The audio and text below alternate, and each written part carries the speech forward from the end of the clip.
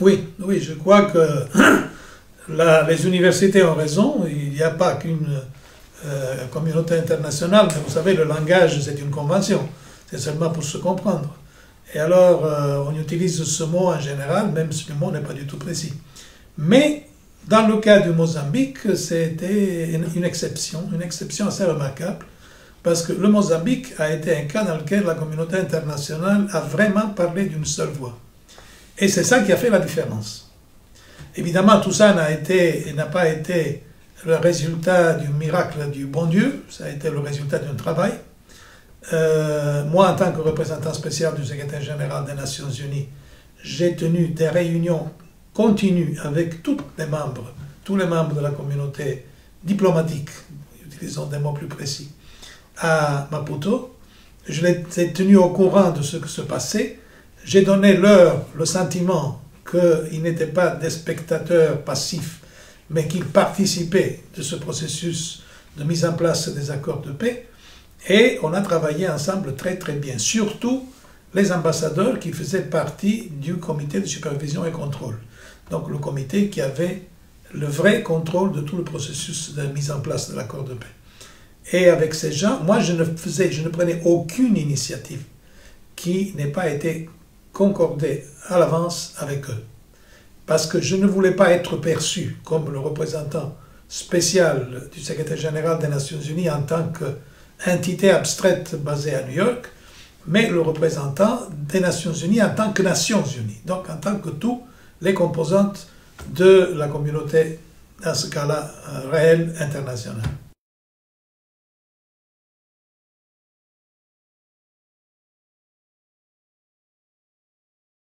On n'a pas besoin de le deviner, je le dis.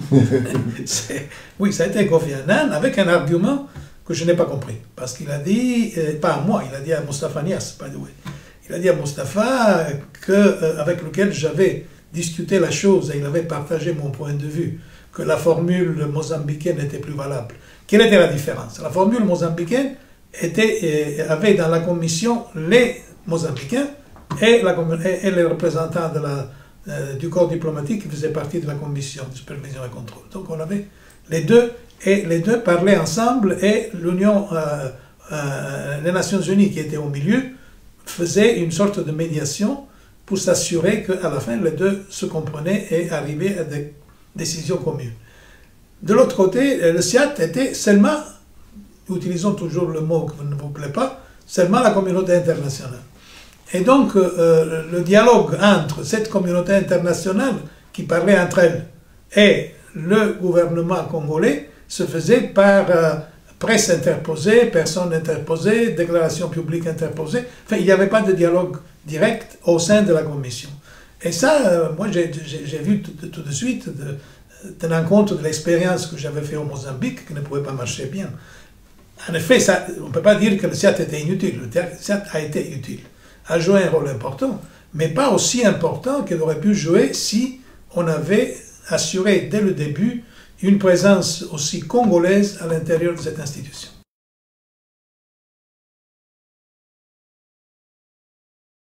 Pas du tout. Si les deux font référence à ce qui est écrit dans l'accord de paix, ils ont raison. Parce que dans l'accord de paix, on dit que le SIAT aurait dû s'assurer que les deux parties étaient d'accord, et si les deux parties n'étaient pas d'accord, il aurait dû décider pour eux, ou pour elles, pour les parties. Chose qui ne s'est jamais passée, parce que de toute évidence, les Congolais ne l'auraient jamais accepté. Mais c'est cette partie de l'accord qui n'a jamais été respectée et qui ne pouvait pas être respectée. Mais si on regarde au texte de l'accord, les considérations qui sont faites par les universitaires belges que vous avez mentionnées sont tout à fait correctes. Seulement qu'on n'a pas appliqué ça, parce qu'on ne pouvait pas le faire. Donc, dans la réalité des choses, il n'y avait pas de tutelle. Le gouvernement a joué en pleine autonomie. Peut-être parfois trop séparé et trop isolé, à cause du fait qu'il ne participait pas aux réunions. En plus, il y avait un élément qui était assez négatif là-dedans. C'est-à-dire que le gouvernement n'était pas tout à fait ignorant de ce qui se passait dans les réunions. Parce qu'il y avait évidemment... Oui, vous parlez après la réunion, tout le monde savait ce qui était dit. Oui, parce que tout le monde allait reporter au gouvernement les choses, enfin tout le monde. chacun avait ses propres clients, ses propres amis, et finalement, on avait des visions complètement tordues de ce qui s'était vraiment passé, parce que c'était mieux si on assistait directement et on avait vu ce qui s'était passé plutôt que de l'écouter par quelqu'un d'autre. Et évidemment, vous savez, quand les choses passent d'une personne à une autre, se déforment. Il y a une distorsion. Il y a des distorsions.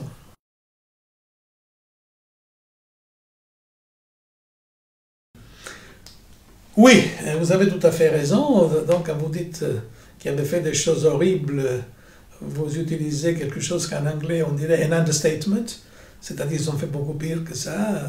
C'est l'horreur absolue. C'est une organisation qui a tué pas mal de gens, qui a mutilé les gens, qui a attaqué des villages, kidnappé les enfants, les a obligés à tuer leurs propres parents, justement pour en faire des machines à tuer, et des gens qui n'avaient plus de contact et de lien, donc qui devenaient complètement esclaves de la RENAMO. Donc c'est des choses horribles qui ont été faites par la RENAMO. Quand j'ai été nommé par le secrétaire général, j'ai eu un sentiment comment dirais-je, de difficulté à dire, moi je dois aller là-bas, serrer la main à ces gens, mais comment je ferais ça? Parce que vraiment, j'avais lu les horreurs qui avaient été commises pendant cette guerre, et j'étais très gêné. Mais finalement, je me suis dit, bon, si j'accepte de jouer ce rôle de représentant spécial du secrétaire général pour appliquer des accords de paix, il faut que je le fasse. Et alors finalement, j'ai connu le président de la RENAMO, M. Djakama, et c'est assez étrange parce que une sorte de chimie s'est établie entre nous. On a décidé depuis le début qu'on essayait de se dire la vérité et pas de se raconter des histoires. J'ai essayé de lui faire comprendre qu'il avait tout intérêt à rester dans la logique de l'accord de paix et que s'il restait dans cette logique, je l'aurais aidé. Chose dont il avait besoin. Parce que là, il y a un point fondamental. Peut-être que vous avez une autre question sur ça, mais je peux l'anticiper. C'est-à-dire ce que se passe normalement quand on fait un accord de paix. Alors, quand les deux parties, un gouvernement et une force de rébellion, se retrouvent à discuter, c'est parce que les deux ont constaté que ni l'un ni l'autre peuvent gagner la guerre. Donc, il y a un équilibre de force entre les deux. Ce sont deux forces qui se sont affrontées pendant longtemps et qui arrivent à la conclusion que de continuer la guerre, c'est inutile parce que personne ne va la gagner. Donc, il faut trouver un accord. Une fois que l'accord est fait, et qu'on passe à la mise en place de l'accord, l'équilibre qui existait au moment de la négociation est cassé. Parce que d'un côté, on a un gouvernement avec tout le pouvoir que le gouvernement peut avoir, donc les paraphernalies de pouvoir et tout le reste, et de l'autre côté, on a des gens qui viennent de la brousse et qui n'ont rien. Et donc, la situation est fortement déséquilibrée. À ce moment-là, les gens de la rébellion ont le sentiment d'être piégés, que l'accord de paix les a mis dans une situation d'infériorité, ils commencent à le violer, et naturellement, tout s'effrite et on recommence à partir de zéro. Alors, le rôle du représentant spécial, du secrétaire général, qui doit appliquer l'accord de paix, est de s'assurer que cet équilibre soit, je ne peux pas dire entièrement rétabli parce que ce n'est pas possible, mais qu'il y ait le sentiment de la part de la partie la plus faible, donc de la partie de la rébellion, que ces exigences et ces soucis sont tenus en compte. En faisant ça, vous donnez l'impression à l'autre partie que vous êtes partisan. Donc vous vous trouvez en difficulté avec le gouvernement. Donc j'ai dû gérer tout ça avec beaucoup de difficultés, mais pour revenir à la question d'origine, donc comment on se pose par rapport à un mouvement de guérilla aussi horrible qui était la RENAMO, qu'il soit horrible ou non, moi, pour faire réussir l'application de l'accord de paix, je devais les traiter comme un partenaire de l'accord de paix. Et donc, m'assurer qu'il n'ait pas le sentiment d'avoir été piégé, d'être complètement marginalisé, qu'il n'avait aucune chance de faire quoi que ce soit, donc qu'il s'était pratiquement suicidé politiquement. Donc, je dois éviter qu'il y ait ce sentiment. Et je l'ai fait.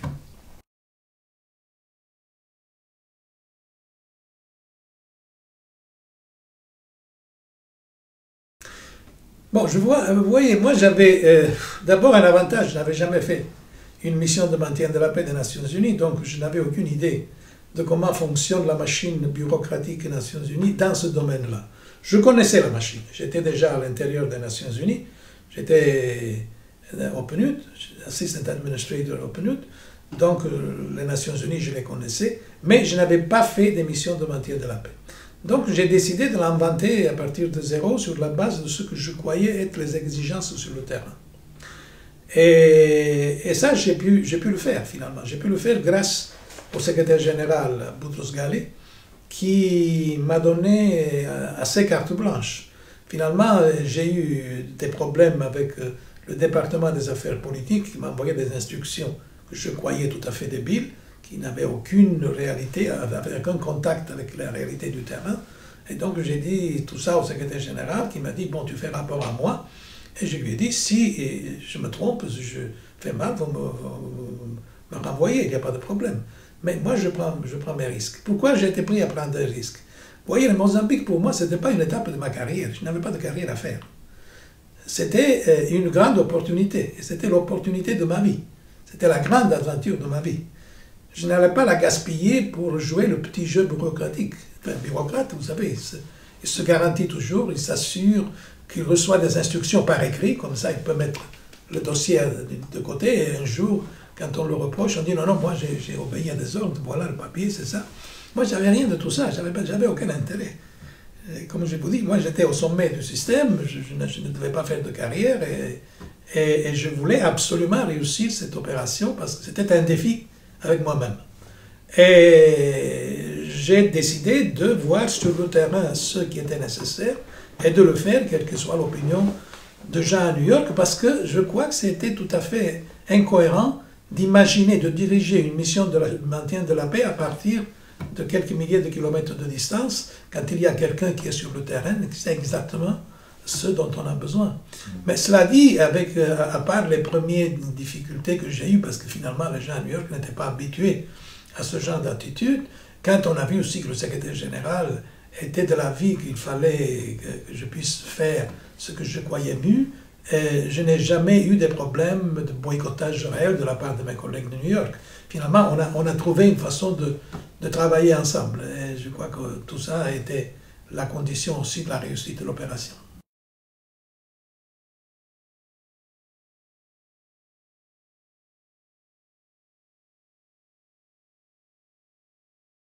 Vous avez compris parfaitement ce que c'est fait. Moi, j'avais des différents groupes d'ambassadeurs à New York. J'avais le groupe de l'Union européenne, j'avais le groupe de l'Union africaine, j'avais les gens du CIAT, de la Comité de supervision et contrôle, de la commission du cessez-le-feu. En fait, chaque groupe, je le réunissais séparément, et à chacun disait plus ou moins, je disais les mêmes choses, mais chaque groupe avait ses caractéristiques particulières. Un de ces groupes était les représentants à Maputo qui étaient des pays membres du Conseil de sécurité, membres permanents et membres temporaires. Avec ces gens-là, moi je faisais un travail très simple. Normalement, la représentante spéciale est chargée de la part du secrétaire général de présenter le draft, donc le brouillon de la résolution qui doit être présentée au Conseil de sécurité. Périodiquement, on fait un rapport au Conseil de sécurité. Et on demande des choses, un peu prolongation du mandat ou d'autres choses. Donc je le faisais parce que c'est la procédure habituelle, c'est pas spécial ça. Mais ceux qui n'étaient pas dans la procédure habituelle, c'était en effet une violation totale de la procédure habituelle, c'était de partager ce document avec les autres membres du Conseil de sécurité. Alors, je le discutais avec eux, j'expliquais pourquoi je disais certaines choses et pas d'autres. Je voyais avec eux s'il y avait quelque chose à modifier, je pouvais même la modifier. Et finalement, quand le texte arrivait à New York, les ambassadeurs, membres du Conseil de sécurité, avaient déjà envoyé à leur capitale leur avis sur la résolution et même peut-être le texte de la résolution parce qu'ils l'avaient. Et finalement, quand le Conseil de sécurité se réunissait, on avait immédiatement l'agrément. On n'a pas eu de grands problèmes et de grandes difficultés avec nos rapports. On était presque tous approuvés sans changement ou avec des tout petits changements. Donc c'est ça que à l'université de Georgetown a été défini comme the Shadow Security Council. Mais je me suis fait taper sur les doigts parfois, après, parce qu'on m'a dit « Ah, ben, tu n'aurais jamais dû faire ça ». J'ai dit ben, « Peut-être je n'ai pas dû le faire, mais une fois que je l'ai fait, on a eu l'avantage d'avoir les rapports approuvés rapidement. »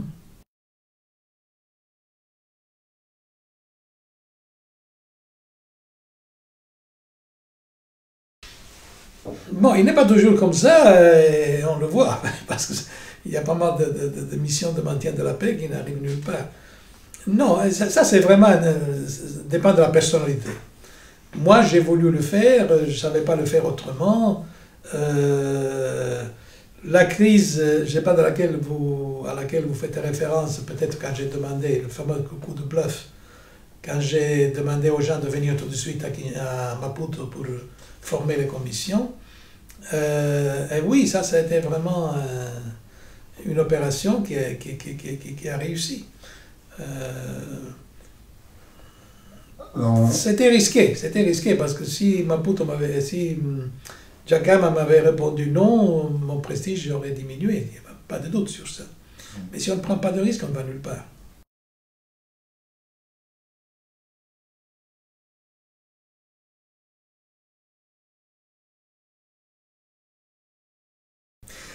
Non, le prestige et l'autorité, oui. Le costume cravate n'est pas nécessaire. Mais quand vous démontrez que vous prenez des initiatives et les gens vous suivent, alors c'est le premier coup de bluff dont vous avez parlé avant qui a établi immédiatement mon statut par rapport aux Mozambicains. Les Mozambicains se sont dit, ce type sait ce qu'il fait. Et il a le courage de faire des choses. Alors ça, à ce moment-là, vous pouvez vous habiller même sans cravate, le prestige reste, il est là. Évidemment, si vous commencez à trembler et vous montrez faiblesse, vous êtes fini. Ça vaut mieux de faire bagage et de rentrer à la maison. Il faut absolument... Et moi, je me suis mêlé de choses desquelles je n'aurais pas dû me mêler. Je dois dire que le gouvernement était très tolérant avec moi. Parce que chaque fois que les gens avaient un problème, venaient chez moi comme si j'étais un membre du gouvernement, quelqu'un qui pouvait les aider à résoudre leurs problèmes. Et moi, chaque fois, je partais, j'allais voir les ministres compétents, et j'essayais de les convaincre et de leur expliquer quel était le problème des gens et qu'il fallait agir. Et finalement, parfois, ils se sont un peu inquiétés, ils se disent, mais de quoi vous mêlez finalement? Mais j'ai donné au peuple mozambicain le sentiment que les Nations Unies étaient là pour les aider et pour résoudre leurs problèmes, non seulement pour montrer le drapeau et faire les observateurs d'un processus de paix. Et c'est pour ça que j'ai fait l'exemple des hôpitaux que j'avais, qui ont été ouverts à tout le monde. J'ai fait l'exemple même quand on a ramassé les enfants de la rue, on les a emmenés au théâtre. Enfin, on a fait ce genre de choses et j'ai prétendu des militaires de l'opération Onumos qu'ils s'occupent de ça avec priorité. Donc ce n'est pas seulement le mandat qui est écrit dans le papier qu'ils devaient respecter, mais il y avait aussi cet autre mandat d'avoir un rapport avec la population locale de façon à que la population le perçoit comme une présence amicale et pas une force d'occupation.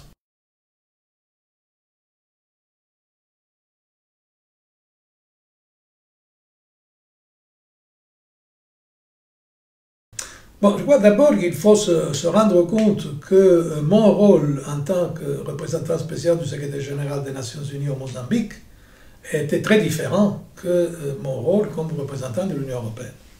Au Mozambique, j'avais un pouvoir réel.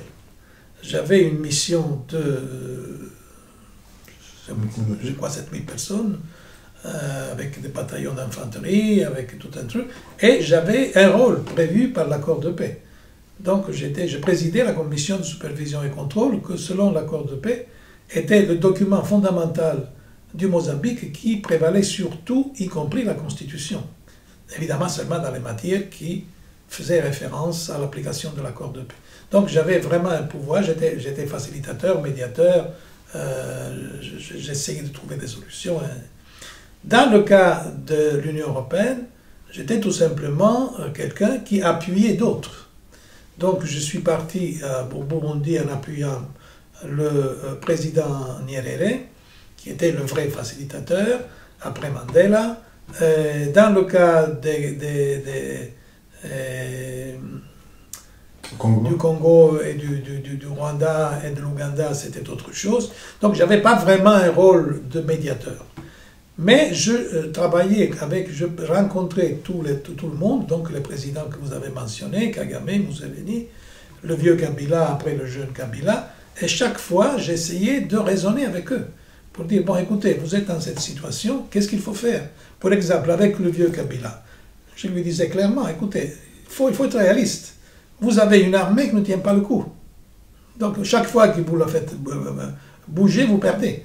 Chaque fois qu'il attaquait, il avait comme résultat une contre-attaque et il perdait, il avançait de 5 km et il reculait de 25. Et en faisant ce jeu complètement inutile, il avait des négatifs, il était arrivé jusqu'à Pweto, parce que les Rwandais avaient occupé même la ville de Pweto et s'apprêtaient à prendre le Lubumbashi. Moi, j'en avais parlé avec le chef d'état-major de l'armée rwandaise, le général Kabarebe. Il m'a dit, écoute, s'ils nous attaquent de nouveau, on va prendre aussi le Lubumbashi. Et ils savaient qu'ils pouvaient le prendre, parce qu'à Pweto, ils avaient testé l'armée du Zimbabwe. Et ils se sont rendus compte qu'elle n'était pas à la hauteur des préoccupations qu'ils pouvaient avoir. La seule armée qui aurait pu les gêner était l'armée angolaise. Mais les Angolais n'avaient aucune intention de bouger vers l'Est. Ils les ont fait partir quand les Rwandais sont arrivés dans le courtyard, comme on m'a dit, de leur maison, après de la Cabinda, qui était l'endroit où personne n'était autorisé à arriver. Mais là, c'était d'un côté un petit blitz des Rwandais, et de l'autre côté l'armée angolaise avec toutes les bases arrières à quelques mètres de distance. Mais d'aller à l'Est, ils n'y pensaient pas du tout. Donc j'avais dit au vieux Kabila, il faut absolument que vous jouez la carte politique, pas la carte militaire. La carte militaire est perdante. Et il ne voulait pas le faire parce qu'en réalité, le vieux Kabila était un chef de guerre et il voulait une victoire militaire. Quand le jeune est arrivé, il a été convaincu. Et alors il a joué un rôle complètement différent. Il a abandonné l'option militaire. Il a commencé à faire une grande offensive de charme qui a été positive. Et il a réussi là où son père n'avait pas réussi. En quelques semaines, il a réussi à faire sortir et les Ougandais et les Rwandais de son pays. Donc c'était juste de jouer la carte politique. Alors là aussi, ce qui est important, c'est si vous êtes capable d'analyse politique valide et que les gens petit à petit se rendent compte que finalement les choses que vous leur suggérez ne sont pas des choses inutiles ou des choses qui sont dites seulement pour les gêner. Donc, ils commencent à suivre les propositions, les idées que vous mettez sur la table. Avec les gens de l'RCD Goma, par exemple, qui voulaient à tout prix, comme précondition pour faire l'accord qui a amené après au gouvernement de transition, qui Kabila démissionne. J'ai dit, vous ne pouvez pas demander au préalable que quelqu'un qui est président de la République s'en aille. Et c'est évident qu'il restera là. Pour la transition, c'est lui le président, il ne peut pas y en avoir un autre. Et alors, ça a pris des jours et des jours et des jours, des réunions interminables qu'on a fait à Goma. Et finalement, ils se sont rendus compte que sur ce point-là, ils devaient céder, ils ne pouvaient pas jouer. Et parfois, on a joué même un rôle combiné, à part le rôle combiné permanent avec Solana, évidemment, que j'avais besoin de lui, il intervenait. Mais surtout, on a joué un rôle aussi avec les Sud-Africains, avec le président Mbeki.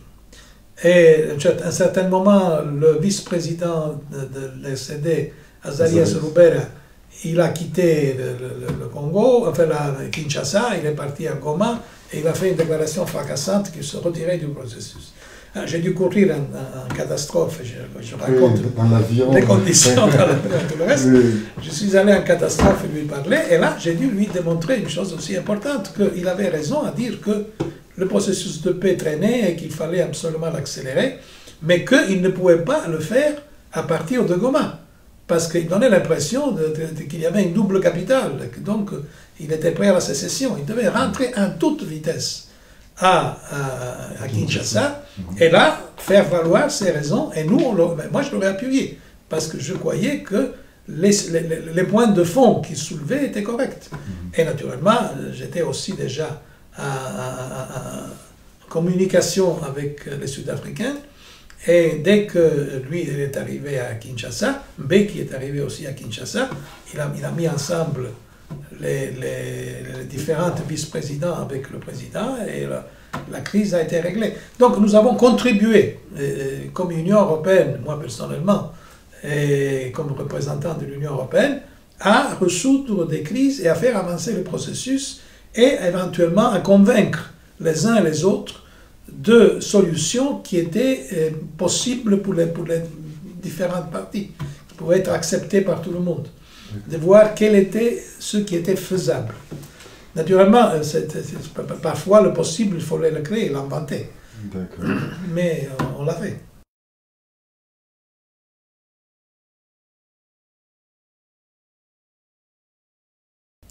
Bon, Solana, comme vous l'avez rappelé, est arrivé plus tard que moi. Moi, j'étais déjà sur j'avais été déjà nommé représentant spécial.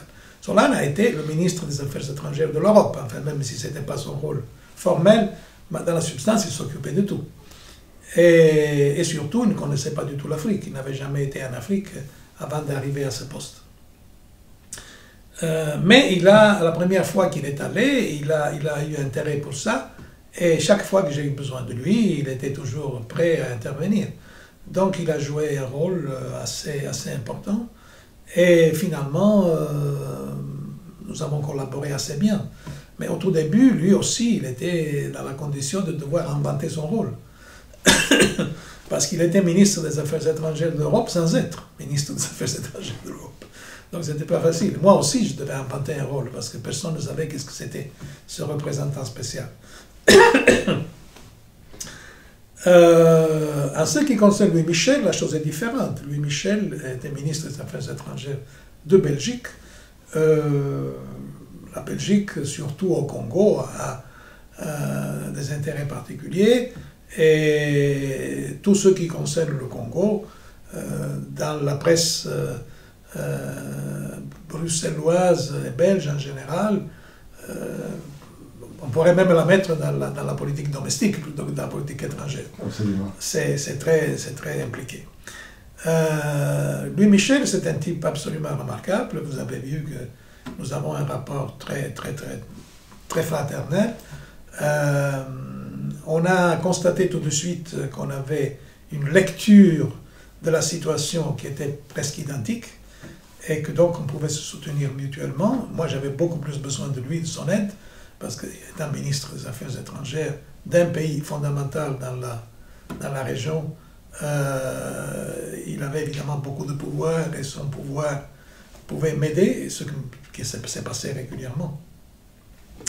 Donc je crois qu'on a coopéré de façon impeccable.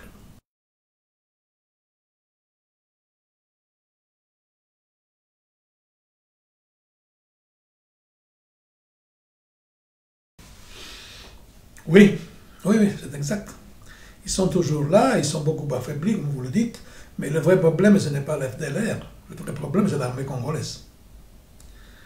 Et le Congo n'a pas réussi jusqu'à présent à faire une réforme du secteur de sécurité, donc à réformer l'armée et à la rendre plus efficace.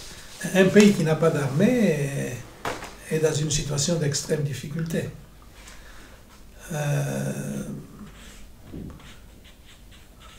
Je ne sais pas comment ils vont s'en sortir, parce que les Nations Unies ne sont pas en mesure de faire ce qu'ils doivent faire à la place de l'armée congolaise. Et l'armée congolaise n'a pas amélioré depuis longtemps. Hein. On en parlera demain, j'imagine, de tout ça. Tout à fait, oui. Parce que c'est un problème fondamental. C'est un des problèmes qu'on a essayé d'aborder avec IUSEC pour la réforme du secteur de sécurité. Mais là, on trouve un barrage à niveau du gouvernement congolais, surtout des officiers et des militaires de l'armée. Et de l'autre côté, on trouve des difficultés aussi avec la communauté internationale qui n'est pas prête à investir ce qu'il faut pour faire une véritable réforme du secteur de sécurité au Congo.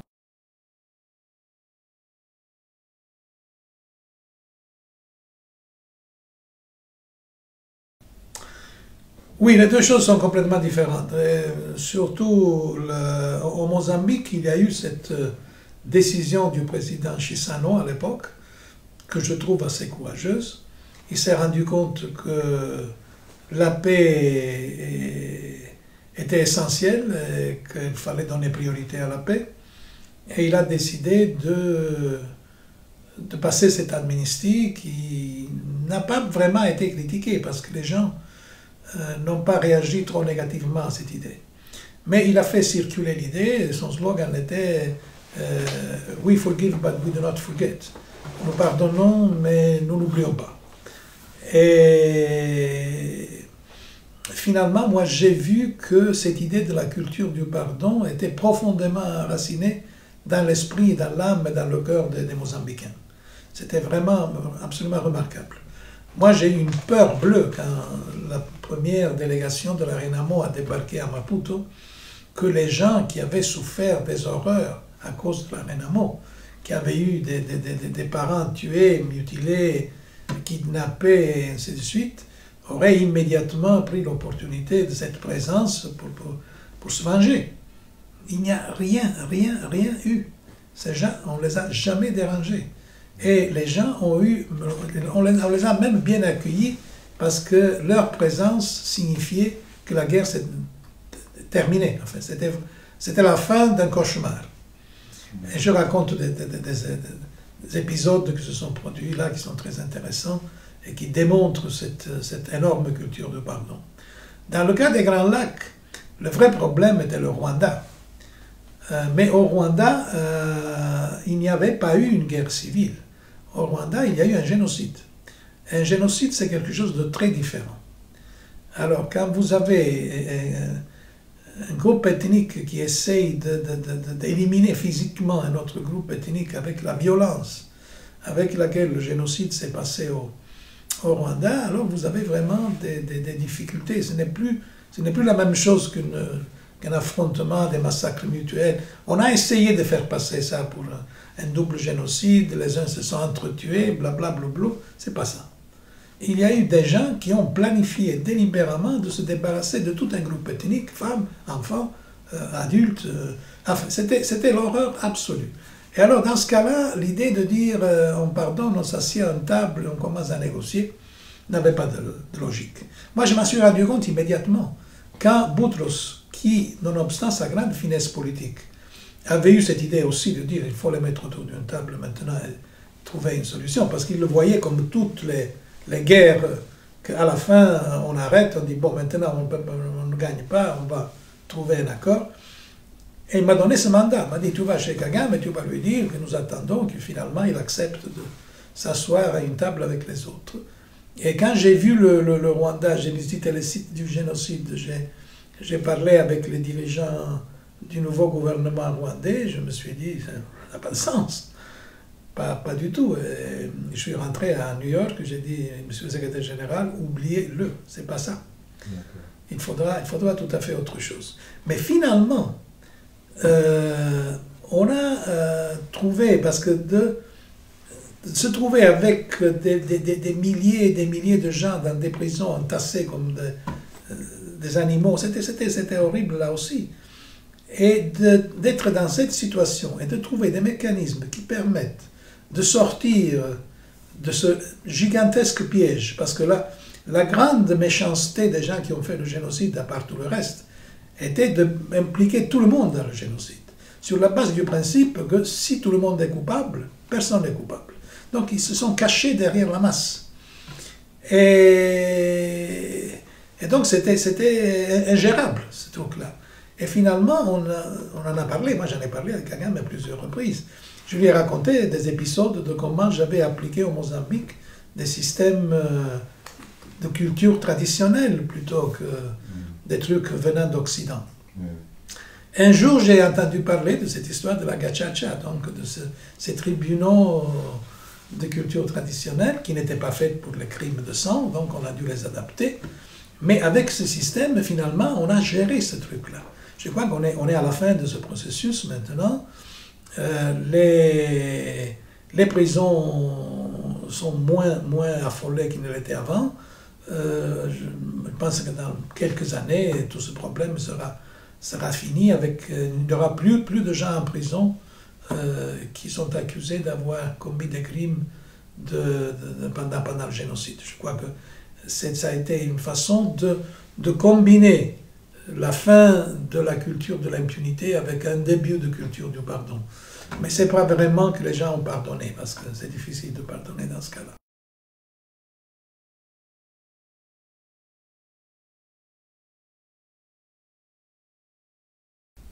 Oui, c'est vrai. Comme je vous ai dit, je m'invente sur le terrain. Je vois les choses et je réagis en fonction de ce que je vois et du feeling, du sentiment que j'ai au moment où je dois prendre une décision. Pour exemple, même l'histoire au Tadjikistan, quand il y a eu l'histoire du ballet, non? Oui, tout à fait. C'est assez drôle. Vous ne pouvez pas écrire dans un livre comment on fait la paix, que pour être un bon médiateur de paix, il faut aimer le ballet.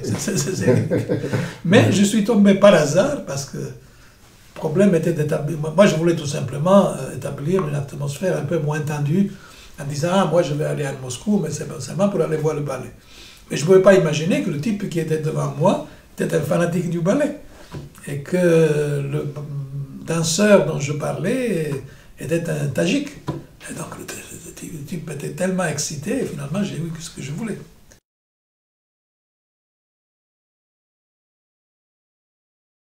Bon, moi je le dis même dans le livre clairement, que je considère que peut-être un des crimes les plus graves du colonialisme a été de contribuer à détruire la culture traditionnelle ou à la décrédibiliser et à donner aux Africains le sentiment qu'il s'agissait d'une subculture, de l'obscurantisme.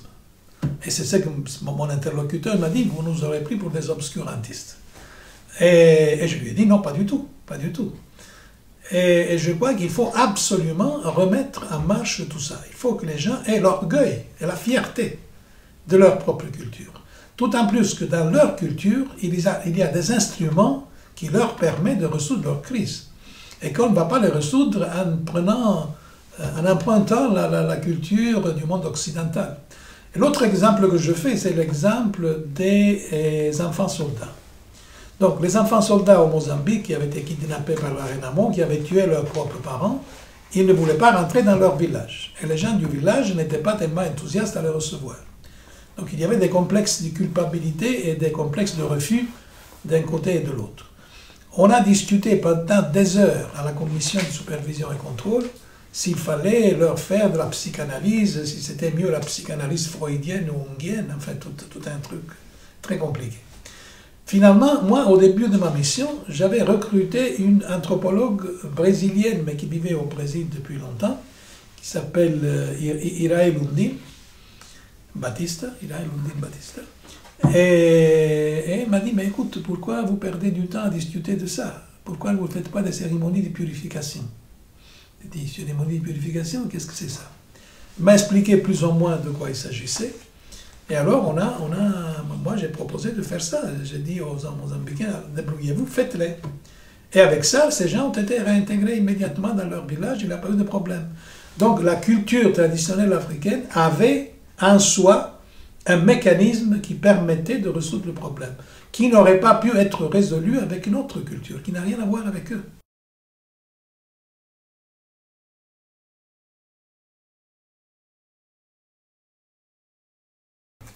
Bon, je crois qu'au sommet de tout, il y a Mandela et Nyerere. Nyerere a été pour moi une expérience absolument inoubliable. Je parle de Nyerere avant, d'abord parce que j'ai travaillé beaucoup plus longtemps avec lui. Et parce que lui, il nous écoutait beaucoup. Donc, il nous réunissait régulièrement. Moi, l'ami dont on a parlé avant, l'américain Howard Wolpe, qui est récemment décédé, et tous les autres représentants qui étaient dans la région, et nous écoutait beaucoup, discutait avec nous. Moi, j'ai fait des discussions interminables avec lui. J'allais le visiter dans sa maison à Butiama. Oui, il n'y a pas d'hôtel. Vous avez lu les livres, vous avez tout. Et on discutait longuement, on faisait des analyses, on voit ce qu'il fallait faire, on voyait ce qu'il fallait faire, ont planifié ce qu'il fallait faire. Donc, ça a été vraiment extraordinaire. Mandela était c'est un personnage magnifique. On peut même pas le définir. Le seul regret que j'ai est qu'il est arrivé à la fin du processus, donc il a donné une forte accélération et il a réussi à le clôturer avec la signature de l'accord. Cela nous a donné une opportunité moins importante de travailler avec lui parce que le temps était limité. Mais c'était une expérience aussi extraordinaire parce que c'est un homme qui a une force absolument incroyable, un homme d'une intégrité totale, comme Nyerere d'ailleurs. Je raconte dans le livre qu'il a même empêché à son gouvernement de lui faire la route pour arriver chez lui. Il a dit non, vous n'allez pas faire une route pour me faire plaisir à moi. Si vous le faites pour le pays, pour aller au Serengeti, et ça par hasard passe à côté de chez moi, je ne peux pas m'opposer, mais si vous le faites pour moi seulement, je ne le veux pas. Donc c'est incroyable. Enfin, c'est vraiment quelque chose qu'en Afrique, même pas chez nous, je dois dire. Et donc ces deux sont vraiment au-dessus de tout ce qu'il faut, de tout ce que nous pouvons imaginer. Les autres chefs, il y a des aspects positifs et des aspects négatifs, mais en général, au-delà de ceux que j'ai connus personnellement, j'en ai connu beaucoup, seulement seuls les gens que vous avez nommés, il y a un problème majeur avec les chefs d'État africains et qu'ils n'ont pas encore internalisé un principe de base de la démocratie qui est le changement. Pour eux, le pouvoir est à vie, normalement. Donc ils essaient de le prolonger à l'infini. Ils acceptent des constitutions qui limitent à 2 mandats, mais finalement ils les changent après pour continuer à rester au pouvoir. On a l'impression qu'il s'agit de gens qui sont à cheval du tigre et qui n'ont pas envie de descendre parce qu'ils ont peur que le tigre les bouffe. Et ça complique beaucoup les choses. Et aussi les rapports que nous avons, nous les Européens, avec les Africains. Mais cela dit, les gens avec lesquels j'ai travaillé, comme Museveni, comme Kagame. Kagame, c'est un personnage assez spécial, assez extraordinaire.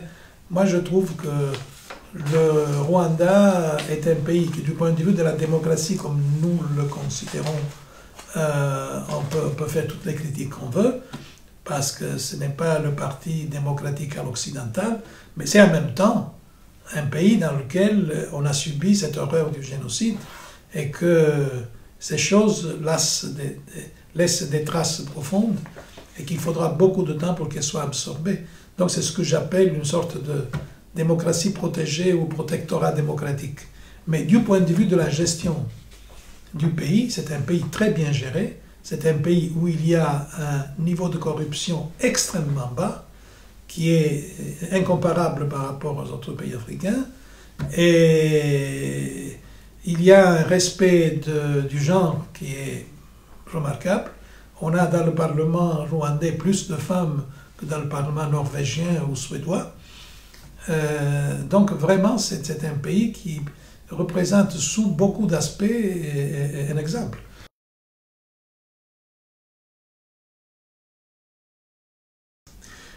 Écoutez, moi je suis généreux, certainement. Bon, Kagame, je vous ai dit ce que je pense, donc inutile de vous répéter. Et c'est vrai aussi qu'on a pris la mesure de l'un de l'autre dès la première réunion avec Kagame.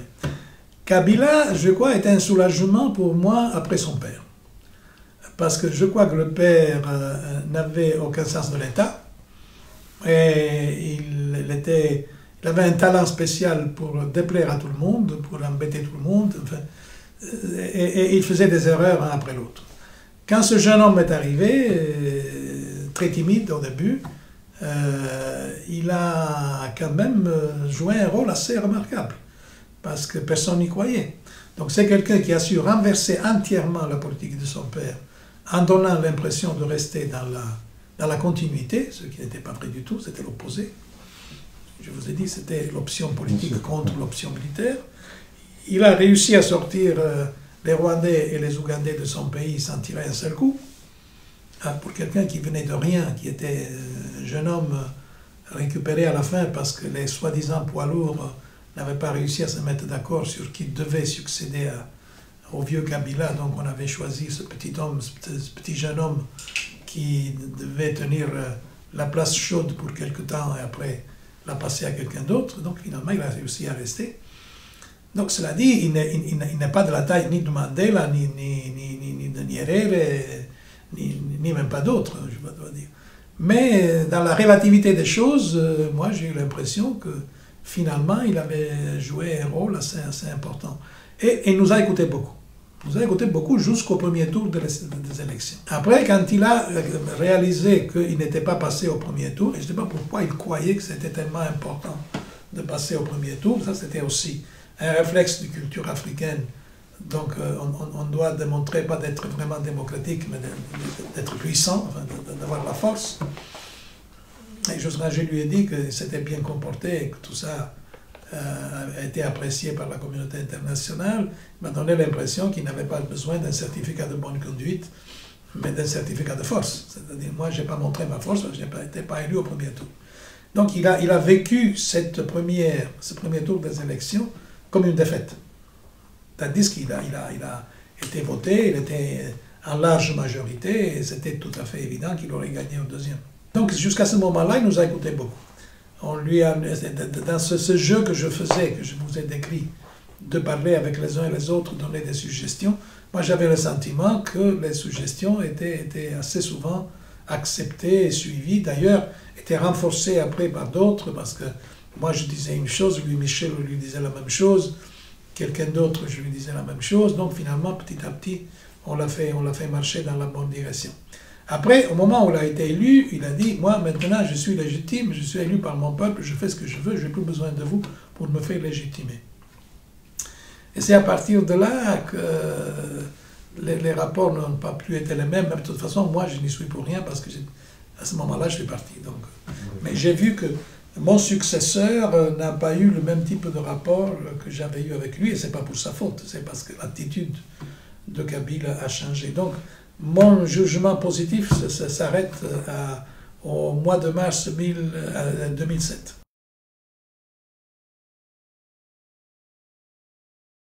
D'accord. Alors, il y a un passage très intéressant sur Mugabe, et moi j'ai presque envie de dire, quand j'ai vu ce passage, c'est finalement la fausse solidarité entre les Africains, parce que, comme vous dites très bien, Mugabe est en train de détruire son pays, de condamner son peuple à l'errance et à l'exil, et les Africains veulent absolument le soutenir. Donc finalement, c'est une solidarité criminelle qui s'exerce entre des bandits, finalement. Ce n'est pas une solidarité criminelle, c'est une complicité. Moi, je trouve qu'il y a une sorte de règle non écrite qui est une très mauvaise règle, que les pères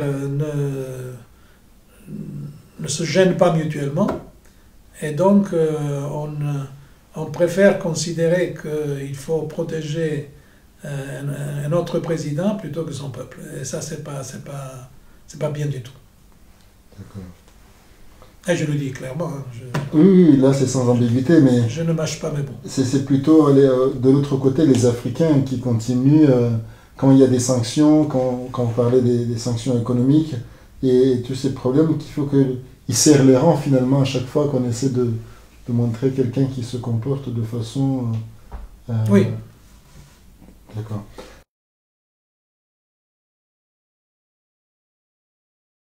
Mes militaires avaient ce problème-là, et ils ont dit il faut qu'on soit assez proche, mais pas trop, mais pas avec une frontière commune.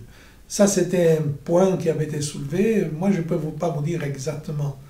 Même je peux imaginer que c'était pour rassurer aussi les Congolais, mais parce qu'un pays qui avait des frontières communes pouvait avoir des intérêts au Congo aussi, et donc exploiter la présence de la force de l'Union européenne pour ses propres intérêts.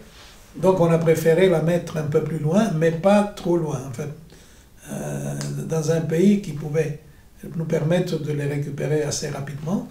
Et en plus, le Gabon avait toutes les infrastructures nécessaires pour que ça se fasse dans les meilleures conditions.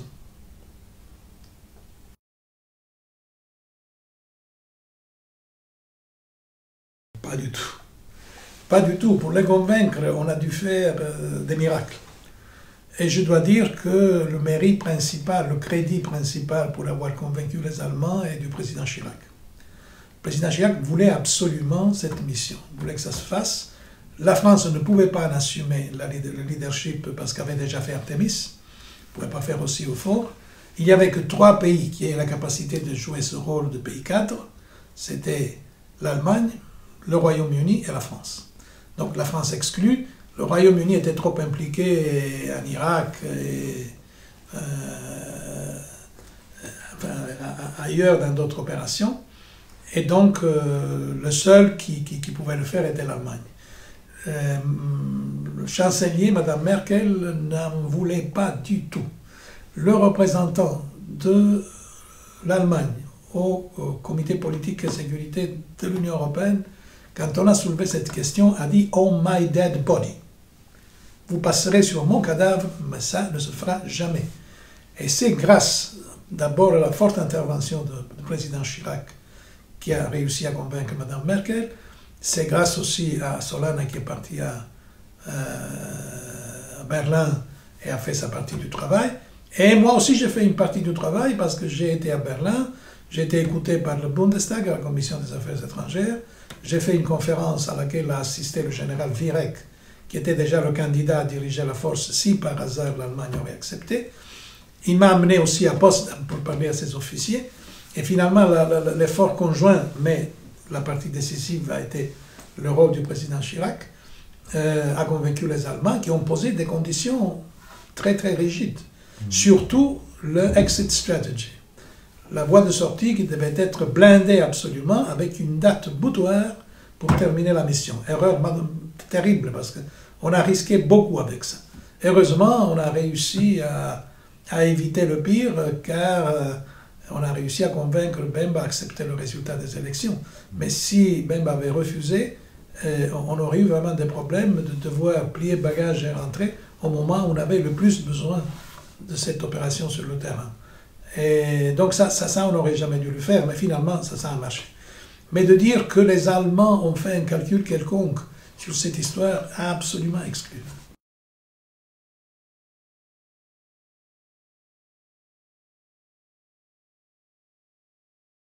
Vous savez, c'est toujours la même chose. Ça, c'est vous qui le dites, ça me fait plaisir que vous ayez ce sentiment.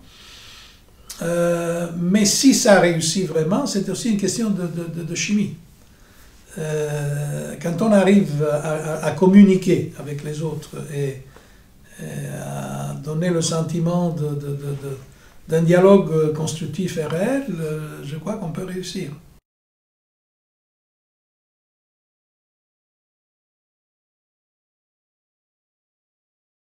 C'est vrai aussi qu'il y a eu énormément d'événements qui ont bloqué chaque fois un travail.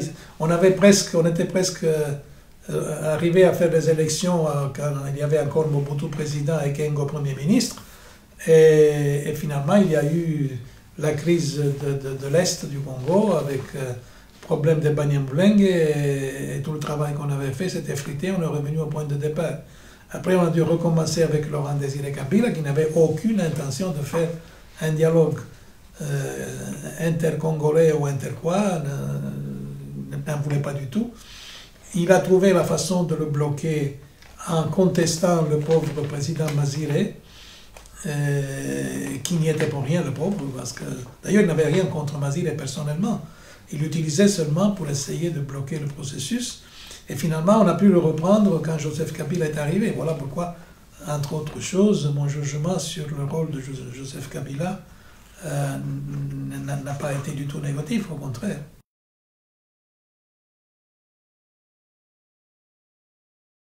Non, mais ça a été même pire que de la rhétorique.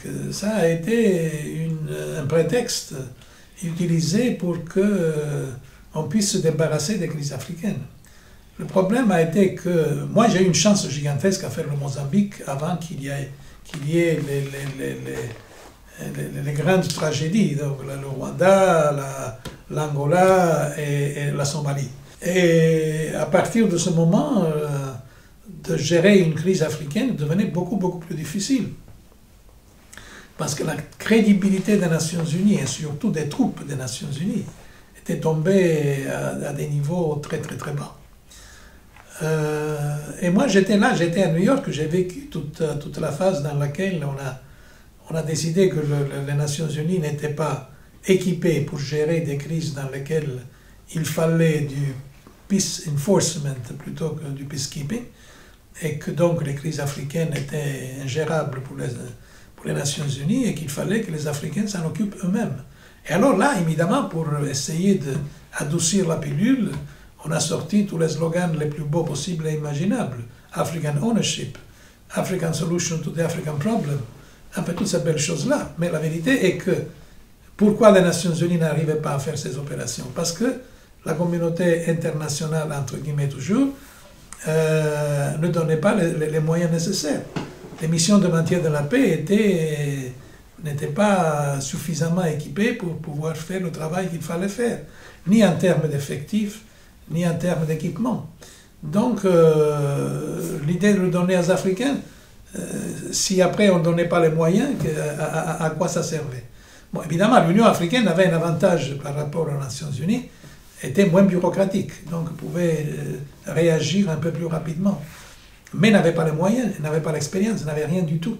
Et donc on a dû absolument essayer, dès qu'on a décidé de passer les crises à l'Union africaine et aux organismes subrégionaux, il fallait automatiquement prévoir les moyens pour gérer ça. Qui finançait tout ça? On ne sait pas. On a dû trouver. S'il n'y avait pas l'Union européenne qui est arrivée avec African Peace Facility, en prenant de l'argent, là aussi on a critiqué, on a dit mais c'était déjà l'argent des Africains parce que c'est l'argent du FED. Oui, mais c'était de l'argent qui n'était pas utilisé. Donc ça vaut mieux de l'utiliser comme ça que de le laisser rester là où il était et le récupérer par ceux qui devaient le donner. Donc c'était un peu un piège. Petit à petit, ce piège est devenu un peu moins piège parce qu'on a commencé à y travailler. L'Union africaine a fait quelques progrès, les structures se sont évoluées. Je ne sais pas maintenant où nous en sommes avec la Peace Facility et comment sont gérées, mais moi j'ai dit depuis le début qu'on avait besoin d'un budget Nations Unies pour financer les missions de maintien de la paix de l'Union africaine.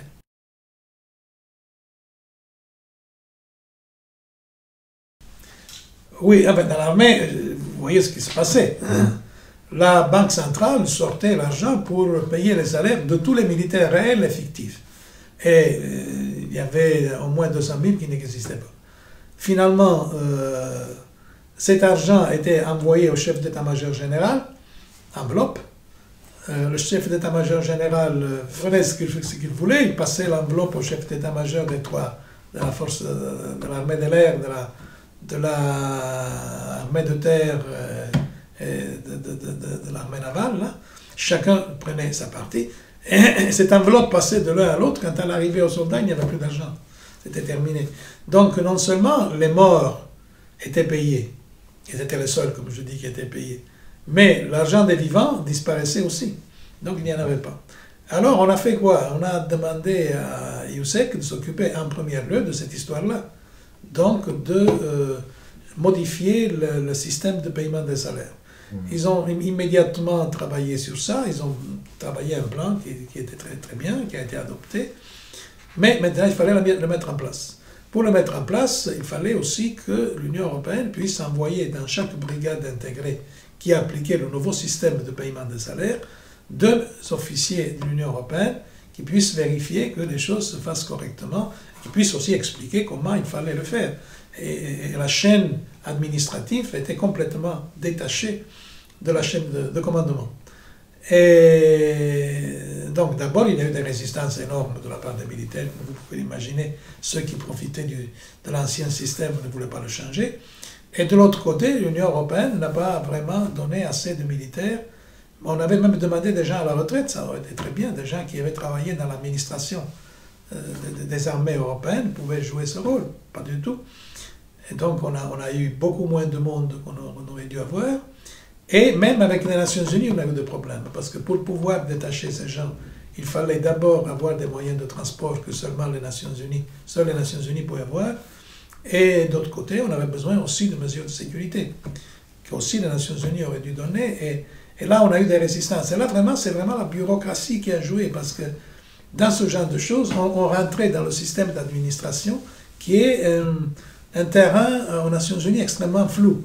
Parce que le Chief Administrative Officer, c'est quelqu'un qui répond contemporanément au chef de mission, donc au représentant spécial du secrétaire général, mais aussi à quelqu'un à New York qui n'est pas des opérations de peacekeeping ou de la division politique, mais de la division administration. Et donc finit pour avoir des ordres contradictoires, et l'ordre principal est de ne pas dépenser de l'argent, de rester dans les limites strictes. Enfin, moi, quand j'étais au Mozambique, je n'aurais jamais toléré que mon chef d'administration se permette de discuter mes instructions. Et ça ne s'est passé jamais, peut-être parce qu'à l'époque, la situation était différente. Mais ensuite, on a eu des problèmes, parce que le problème était résolu à nouveau du représentant spécial, et dès qu'on arrivait à l'administration, le chef d'administration refusait d'exécuter, parce qu'il avait des ordres de son chef qui étaient différents.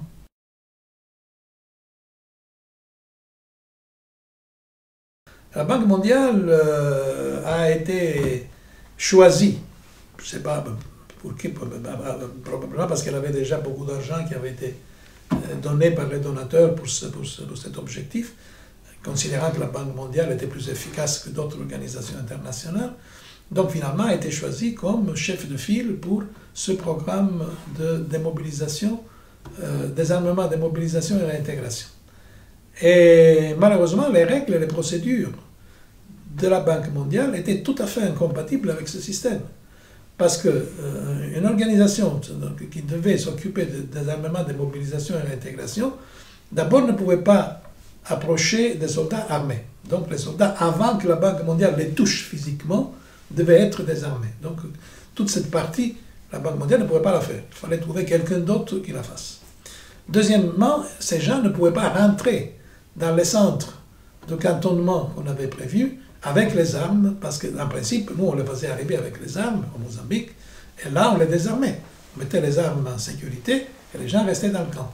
Mais dans ce cas-là, ils ne pouvaient pas rentrer dans les camps. Donc, on a dû inventer une étape intermédiaire, là où les gens arrivaient avec les armes, étaient désarmés par quelqu'un d'autre, sans que la Banque mondiale soit impliquée, et surtout, sans que la Banque mondiale, qui avait tout l'argent pour cette opération, puisse la financer. Il fallait trouver de l'argent ailleurs. Et finalement, ils pouvaient être pris en charge par la Banque mondiale. Ensuite, une fois que tout ça se faisait, la Banque mondiale appliquait le principe sacré et intouchable de government ownership, appropriation du gouvernement. C'est le gouvernement qui dirige tout.